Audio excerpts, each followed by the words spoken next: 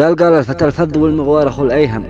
والشاعر الجيد والصمصام والواعي، هاجمني الهم فجأة هكذا داهم، والليل ظلم وأنا في حرب وصراعي.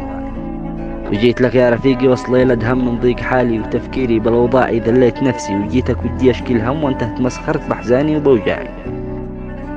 قال ذليت نفسي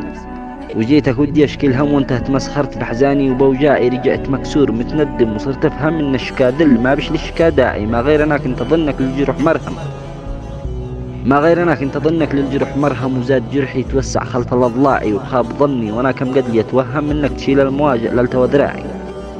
لا ما فهمت ايش قصدي فانتباه تفهم ما يفهم الجرح غير إنسان له راعي، وذي ما تربى على الشدات أو ساهم لابد ما يطبع هذا الوقت طباعي، ما صاحب إلا بضيقاتي وهمي هم، ما صاحب إلا بضيقاتي وهمي همي هم همي، ويحضر لا عالداعي لا شافني ضايق من حالتي يفهم يوقف بجنبي وله وقفات فزاعي،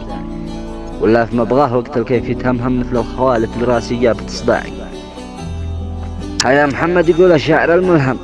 بوصيك لا تطرح في ذا الزمن قاعي، وإن جالك الضيق لا تشكي ولا تنهم، وأنا أعرفك حيد ما عرفت صداعي، لا جار وقتك وضاق الحال لا تزهم إلا الصديق الذي هو جيد وسناعي، لأن الزمن يا رفيق الحال ما يرحم، ما يغتلب فيه غير إنسان قعقاعي، ما يغتلب فيه غير إنسان قعقاعي وزرع.